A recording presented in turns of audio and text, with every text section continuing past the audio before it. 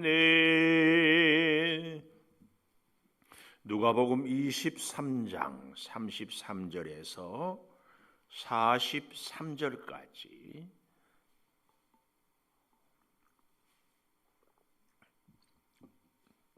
누가복음 23장 33절에서 43절 23, 33, 43 해골이라 하는 곳에 이르러 거기서 예수를 십자가에 못 박고 두 행악자도 그렇게 하니 하나는 우편에 하나는 좌편에 있더라. 이에 예수께서 이르시되 아버지 저들을 사하여 주옵소서 자기들이 하는 것을 알지 못함이니이다 하시더라. 그들이 그의 옷을 나눠 제비 뽑을세 백성은 서서 구경하는데 관리들은 비웃어 이르되 저가 남을 구원하였으니 만일 하나님이 택하신 자 그리스도이면 자신도 구원할지어다 하고 군인들도 희롱하면서 나와 신포도주를 주며 이르되 내가 만일 유대인의 왕이면 내가 너를 구원하라 하더라. 그의 위에 이는 유대인의 왕이라 쓴 패가 있더라. 달린 행악자 중 하나는 비방하여 이르되 내가 그리스도가 아니냐 너와 우리를 구원하라 하되 하나는 그 사람을 꾸짖어 이르되 내가 동일한 정죄를 받고서도 하나님을 두려워하지 아니하느냐 우리는 우리가 행한 일에 상당한 보응을 받는 것이니 이에 당연하거니와 이 사람이 행한 것은 옳지 않은 것이 없느니라 하고 이르되 예수여 당신의 나라에 임하실 때에 나를 기억하소서 하니 같이 봅니다. 예수께서 이르시되 내가 진실로 네게 이르노니 오늘 내가 나와 함께 낙원에 있으리라 하시니라. 아멘. 오늘 또 새벽을 깨우는 은송아 너는 하나님의 보석이다 보석이다. 변함없이 새벽 제단을 지키는 권사님은 하나님의 보석입니다 보석입니다 보석입니다. 이 모든 것이 주님의 은혜입니다. 아멘 아멘. 오늘 저 뒤에 42절 맨 마지막에 나를 기억하소서 오늘 제목 그렇게 잡아봅니다. 당신의 나라에 하나님의 나라에 이를 때에 나를 기억하소서. 놀라운 강도의 믿음의 고백입니다. 참 오늘 본문을 보면은 참 어찌 이럴 수 있는가 궁금할 정도예요. 여기 오늘은 앞에서부터 보지 않고 뒤에서부터 보는 것이 조금 더 좋을 것 같아요. 39절 달린 행악자 중 하나는 비방하여 비방. 행악자만 비방했습니까? 36절에 보면 군인들은 희롱하고 35절에 보면 관리들은 비웃고 또 34절에 보면은 그들이 그의 옷을 나눠 제비 뽑을세. 군인들이 제비를 뽑고 조롱하고 비웃고 비방하고 사람들은 다 그렇게 하고 있어요. 그런데 40절 하나는 그 사람을 꾸짖어. 여기 하나는 예수님의 한편 강도가 다른 편 강도가 뭐라고 그랬어요? 39절에 비방하여 네가 그리스도가 아니냐 너와 우리를 구원하라 이렇게 하는데 그 한편 강도는 어떻게 했다고요? 오히려 비방하는 그 사람을 꾸짖고 또 뭐라고 합니까? 네가 40절이요 동일한 정죄를 받고서도 여기 동일하다 이 말은 네가 지은 죄에 대한 합당한 받을 만한 벌을 받는다. 그리고도 하나님을 두려워하지 않느냐. 이 강도들이 강도짓을 할 때는 들킬 줄 알아요? 안 들킬 줄 알아요? 안 들킬 줄 알고 하지요. 근데 들키고 벌을 받는 것 보니까 하나님이 살아계시는구나. 하나님을 두려워해야지. 지금 이렇게 십자가에 못 박혀 달려 죽어가면서까지도 이렇게 비방하고 있느냐. 오히려 한편 강도가 책망합니다. 그러면서요 41절 마지막에 보십시오. 이 사람이 행한 것은 옳지 않은 것이 없느니라. 참 놀라워요, 놀라워. 물론 이 강도 짓을 하면서도 워낙 온 나라 안이 들썩거렸기 때문에 어때요? 이 예수님에 대한 소문은 들었겠지요. 그러나 이 강도가 믿음이 있었다. 믿음이 있으면서 강도 짓을 하는 것은 앞뒤가 안 맞잖아요. 그런데 어떻게 이렇게 놀라운 믿음이 마지막 십자가에 못 박혀 죽어가면서 생겼는지 궁금해요. 궁금해. 자, 그런데 더더욱 놀라운 것은 42절 이르되 예수님 당신의 나라에 하나님 나라에 임할 때에 나를 기억하소서. 야, 참 놀라운 기도입니다. 평생 강도짓을 하다가 끔찍하게 십자가에 못 박혀 죽어가는데 이런 강도에게 어떤 이런 기도, 이런 믿음의 고백이 나올 수 있는가? 정말 놀라워요. 그랬더니 예수님이 43절 예수께서 이르시되 내가 진실로 네게 이르노니 오늘 네가 나와 함께 낙원에 있으리라. 이 43절은 사실은 우리가 참 많은 의견이 분분합니다. 이런 것에 대해서 오늘 네가 나와 함께 낙원에 있으리라. 이 낙원이 천국인가 아닌가? 천주교에서는 연옥을 얘기해요. 그래서 여러분 혹시 천주교 장례식 봤어요? 천주교 장례식 하면 우리는 보통 장례가 나면 3일장 할 때 처음 돌아가시면 무슨 예배를 드려요? 몰라요? 권사님 생각 안 나요? 제일 처음에 돌아가시면 임종 예배를 드립니다. 그리고 임종하신 지 24시간이 지나면 입관 예배.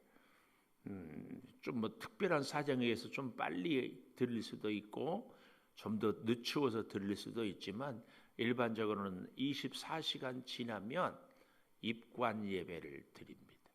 그리고 마지막 날은 발인 예배라고 그러는데 다른 말로는 사실은 더 좋은 말이 있어요. 천국 환송 예배. 요즘은 그렇게들 용어를 자꾸 이 용어가 거듭 부탁인데 우리는 절대 명복을 빕니다. 이렇게 말을 하면 안 됩니다.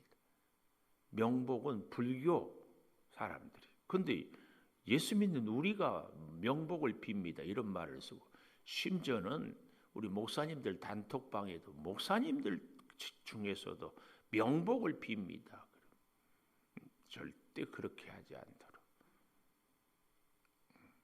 요즘에는요, 그 네이버나 이런 데 들어가서 읽어봐도 그런 것을 다 소개를 하고 있더라고요.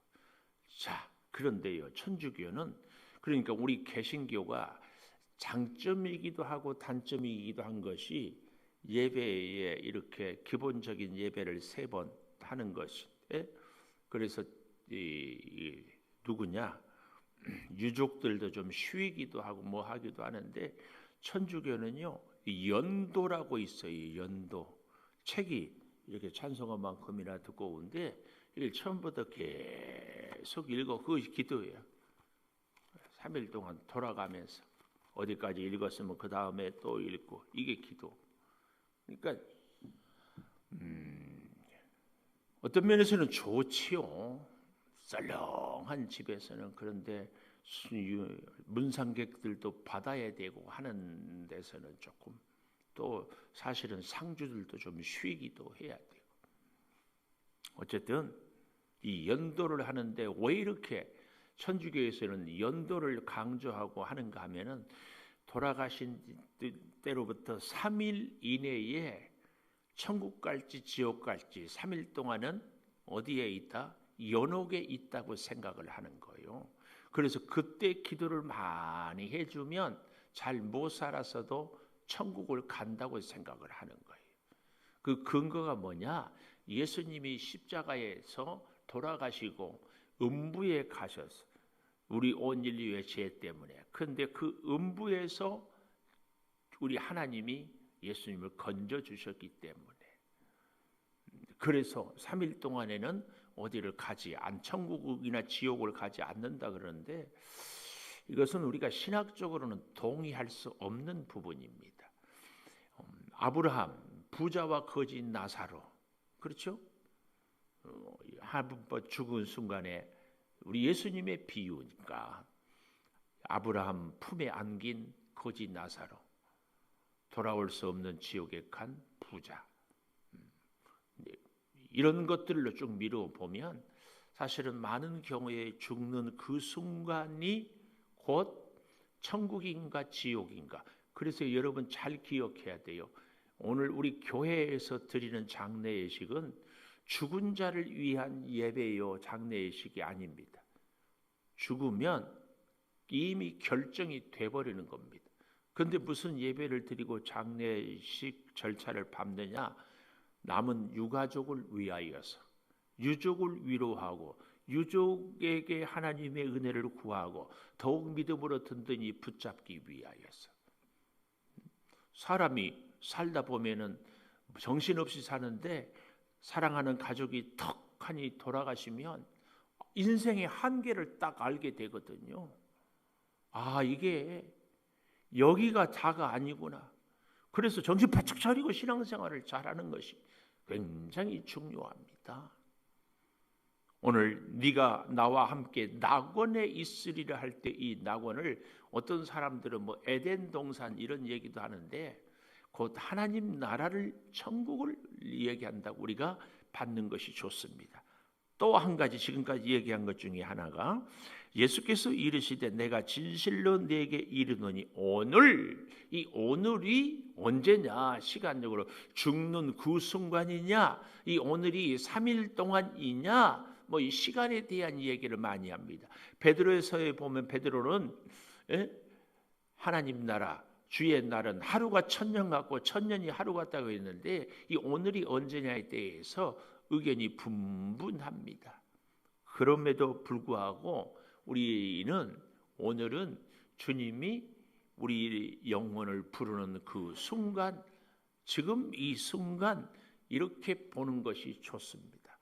뭐 신학자들이 이렇게 저렇게 얘기들을 많이 하는데 이 오늘에 대하여서 주님의 부르심을 받고 주님께로부터 부르심을 받은 우리가 이 세상을 하직하고 그 순간, 이미 죽는 그 순간 천국인가 지옥인가는 다 결정이 돼요.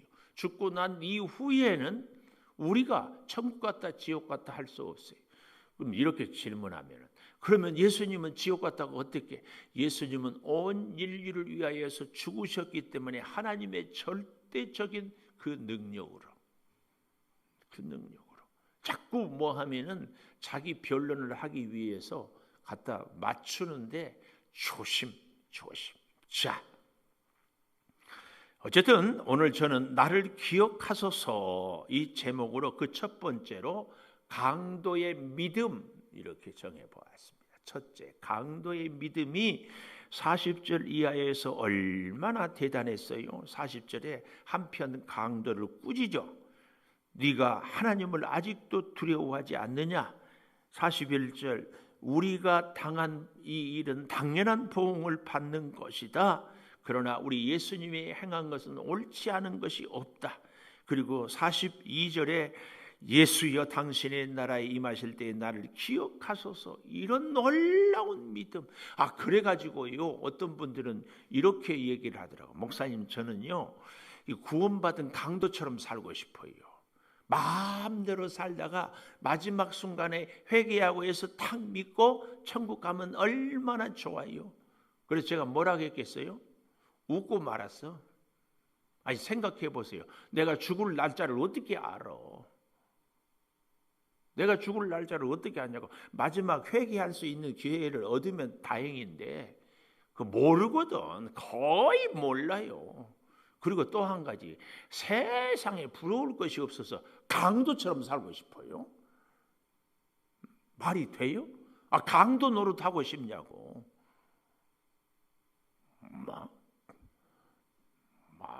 또 한 가지, 이 강도 노릇만 못된 짓만 하다가 어떻게 천국 갔다, 이 문화의 충격 때문에 못 살아.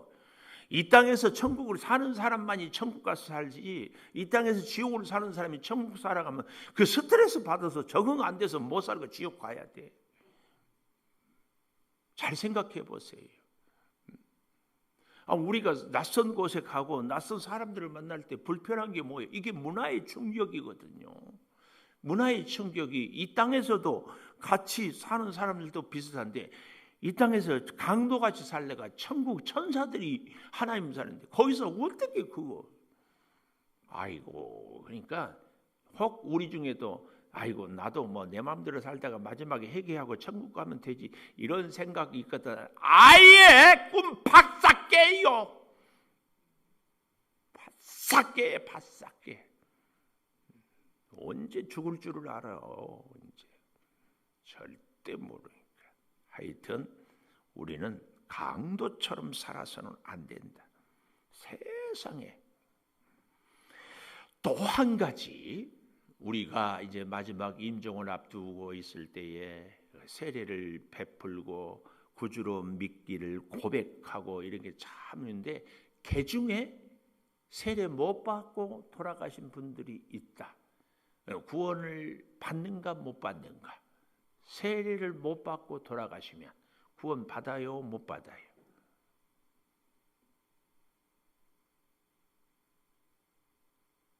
왜 짜려요?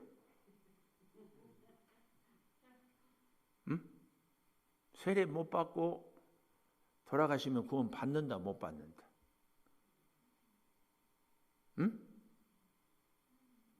뭐라고 하는데, 하나님 소관이죠. 자, 그러면 이제 내가 이렇게 질문하지. 오늘 네가 함께 나와 낙원에 있으리라, 이 강도는 세례 받았어, 못 받았어? 받았어? 못 받았어. 오늘 지금 세 분 장로님이 계셔가지고 이쪽에서 답이 안 나오면 막 굉장히 막 이렇게 끊고 있다가 막 이쪽 보고 하는데, 다행이야, 못 받았어. 세례 받았다는 말이요. 그래서요, 이 물 세례를 받지 못해도 구원은 받을 수 있다. 그러나 세례 받으면은 훨씬 좋지. 그래서 할 수만 있으면 세례를 베풀 수 있도록 마지막 임종의 순간에 목사가 쫓아가서라도 세례를 받게 해줄 필요가 꼭 있어요. 그러나 저 사람은 세례 못 받았으니까 세례가 구원의 조건은 아니다. 이것을 꼭 기억하시라. 또 심지어는 우리 사도행전에 보면 물 세례를 받지 않아도 성령 세례를 먼저 받는 분들이 있어요. 성령이 먼저. 어떤 분들은 물 세례를 받고 난 이후에 성령이 세례를 베풀어 성령이 충만하게 하기도 하고, 이런 필요에 따라서 성령 세례가 먼저 임하기도 하고 물 세례가 먼저 임하기도 하고. 하여튼 이런 것들을 우리가 잘 보면서요, 이 강도의 믿음이 얼마나 놀라운가. 자, 이러면은요 질문이 딱 생겨요. 아니, 예수님을 이 강도가 십자가에 달리기 전에 믿었을까, 안 믿었을까? 질문하지 말고 설교만 하세요. 근데 질문을 해야 돼. 이렇게 고민하게 해야 그나마 조금 기억하더라고. 예수를 믿었을까, 안 믿었을까? 안 믿었다고. 예수 믿고 이런 강도짓을 해가지고 십자가에 못 박혀 죽기까지 했다면 믿었어도 그건 가짜야, 가짜. 회개하고 돌아섰어야지. 근데 예수를 믿지 않고 결국은 십자가에 죽기까지 그렇게 예수 없는 삶을 살았어요. 그렇게 살았는데 같이 십자가에 못 박혔어.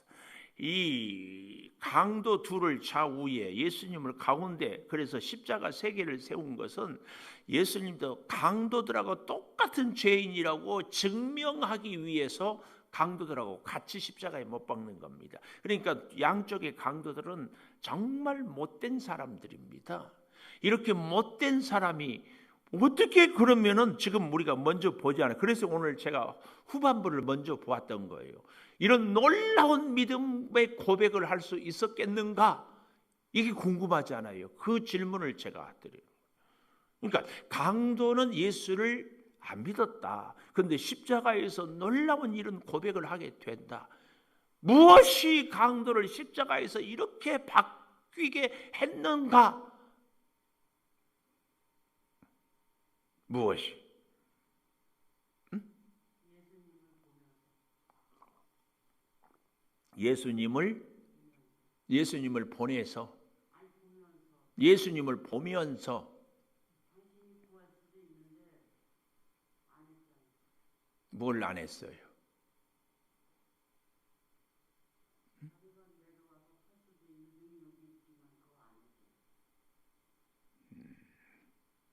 예수님이 십자가에 내려올 수 있는 능력이 있는데 안 했다고? 뭐 그럴 수도 있겠죠. 근데 이 강도가 십자가에서 못 박혀 죽으면서 변화된 거예요. 변화된 거예요. 무엇 때문에 그렇게 변화가 되었을까?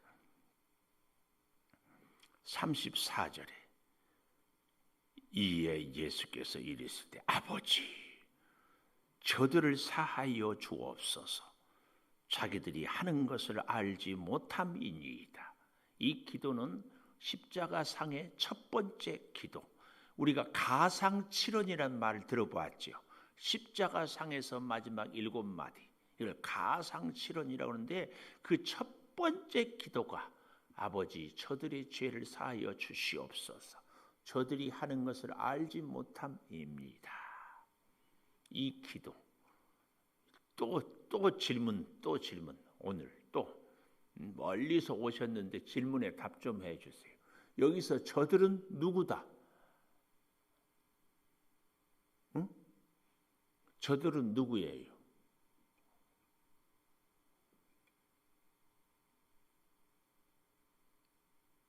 저들이 누구예요? 세상 모든 사람들? 뭐 그럴 수도 있고. 여기서 말하는 이 저들은 누구냐 할 때에 자기들이 하는 것을 알지 못하는 사람들. 좀 더 정확하게 얘기하면 그 순간 예수님을 십자가에 못 박혀 죽이는 로마 병정들, 음모를 꾸몄던 대제사장들, 서기관들, 장로들, 소리를 질렀던 무리들, 십자가에 못 박으라고 내주었던 빌라도, 예수님을 죽이는데 한통속이 되었던 모든 사람들이 저들입니다. 저들. 그런데 강도는 이 예수님의 기도를 들었다 안 들었다? 듣는 거예요. 들은 거예요. 근데 놀라운 것은 양쪽이 있는데 한편 강도, 어떤 사람도 꼭 우편 강도라고 그러는데 성경은 한편 강도는 그 말씀을 듣고 놀랍게 회개하고 깨닫고 이 낙원에 이르게 되는. 근데 한편 강도는 그 예수님의 기도가 들리지 않는 거예요. 그래서 어떻게 합니까? 네가 진짜 39절에 행악자 중 하나는 비방하여 네가 그리스도가 아니냐? 그러면 너와 우리를 구원하라. 이렇게 행악자까지도 비방이라는 말을 여기 쓰잖아요. 기가 막혀요. 똑같은 예수님의 최후의 기도를 듣는데 한 사람은 큰 감동으로 회개하고 주님의 나라에 임하게 되고 한 사람은 예수님을 비방하고 그 결과는 빤하지 지옥 가지 않았겠습니까? 예수님의 그 십자가상에서 얼마나 고통스러운데도 그 고통을 주는 그 사람들을 위하여 기도하는 그 기도가 그만 어떻게 강도의 심금을 울리고 감동을 주고 회개를 시켰어요. 이 저들의 죄를 사하여 주옵소서. 이 기도를 또 누가 했어요? 사도행전에서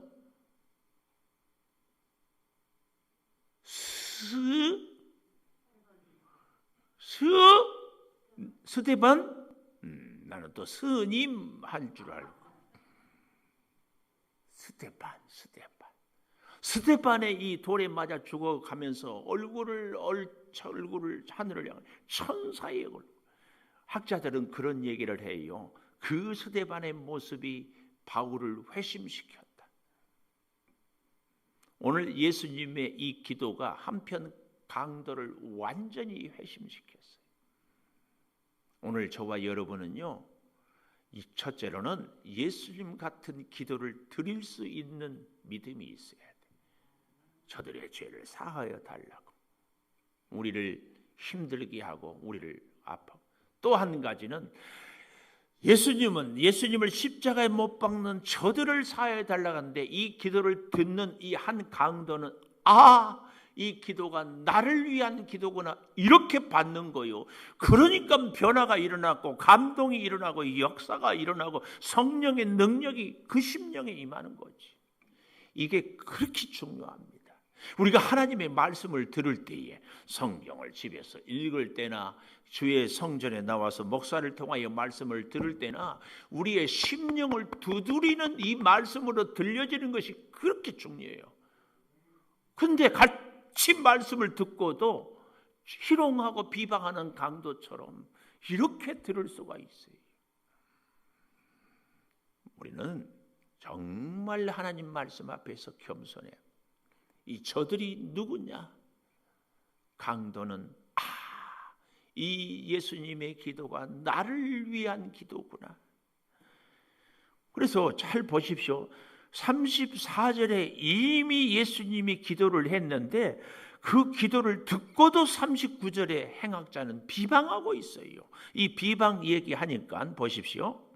예수님의 그 기도를 듣고도 35절에 보면 관리들은 비웃고, 36절에 군인들은 희롱하고, 39절에 행악자는 비방하고, 예수님의 기도를 듣고도 전혀 감동이, 은혜가 없어요. 왜요? 믿음의 귀가 꽉 닫혀버렸기 때문에. 닫혀버렸어요. 여러분, 하나님의 심판, 하나님의 저주는요, 다른 것 아니에요. 귀가 닫혀버린 것, 눈이 막혀버린 것, 이게 저주예요. 귀가 열리고 눈이 열리면 말씀을 듣고 깨닫고 돌이키고 회개하고 그러면 사니까. 그래서 제가 두고 쓰는 문자가 있잖아요. 스쳐 지나가는 바람 소리에도 주의 음성을 듣게 하소서. 이 기도를 해야 돼. 이 기도를 똑같이 예배 시간에 설교를 통하여 목사를 통하여 말씀을 듣는데 어떤 분은 은혜를 받고 어떤 분은 비방하고 있어요. 이게 뭐냐고. 이미 심판은 그때 돼버린 거예요. 말씀을 잘 생각하십시오. 말씀이 들려지거든 주께서 내 심령을 어루만지구나. 말씀이 들려지지 않고 기분 나쁘고 짜증나거든 이미 나는 심판받고 있구나. 정신 바짝 차리고 들으십시오. 어찌하여 하나님의 말씀을 듣는데 그 말씀이 내 귀에 거슬린단 말이에요. 이게 말이 됩니까? 이게 말이 되냐고. 오늘 여러분 말씀 앞에서 겸손히 말씀을 듣는 심령, 받아들이는 심령, 행악자 중에 강도도 회개하고 변화되는데, 오늘 우리는 꼭 이 말씀 가슴에 깊이 새기면서 우리가 주의 전에 성경을 읽을 때, 예배를 드릴 때 꼭 그래서요 말씀을 대하기 전에 기도하고, 주께서 말씀을 대할 때 내 심령을 열어달라고, 내 귀를 열어달라고 기도하고 성경도 읽고 말씀도 듣고 공부도 하고 하는 것이 그렇게 중요합니다. 성령이 감동하지 않으면 말씀은 안 들려집니다. 설교 준비하는 저희 목사들도요 답답해서 견딜 수 없을 때가 있어요. 어떨 때는요, 설교가 가닥이 안 잡힐 때가 너무너무 많아요. 그래서요, 그런 얘기했어요. 애는 안 낳았지만 설교 준비하기가 애 낳기처럼 어렵다. 안 풀려. 그런데요, 어쩌다가 다 그 한마디 때문에 쫙 뚫릴 때가 거의 희열이 있어. 여러분, 우리는 진짜입니다. 하나님의 말씀 앞에서 성령이 우리를 주장하여 달라고.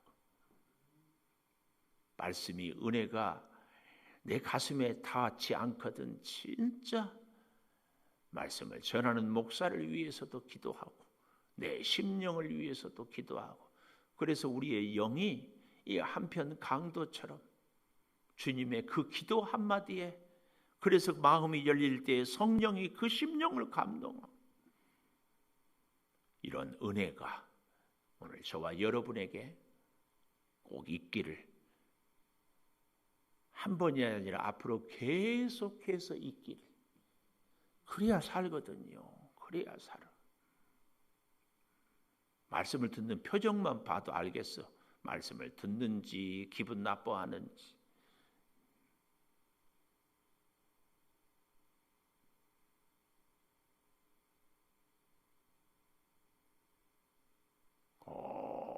여러분, 진짜 말씀이 들려지는 것처럼 큰 복은 없습니다.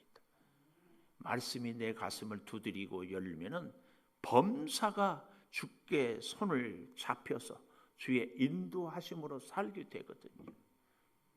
범사가. 기도하겠습니다. 나를 기억하소서. 강도의 믿음입니다. 아버지, 오늘 우리도 우리 주님의 기도를 배우기를 원합니다. 아버지, 저들을 사하여 주옵소서. 자기들이 하는 것을 알지 못합니다.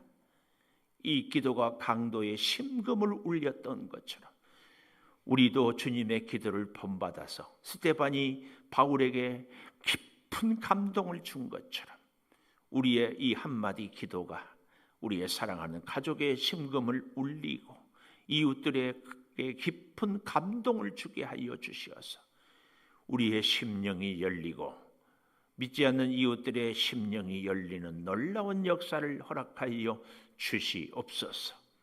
아버지 하나님, 구합니다.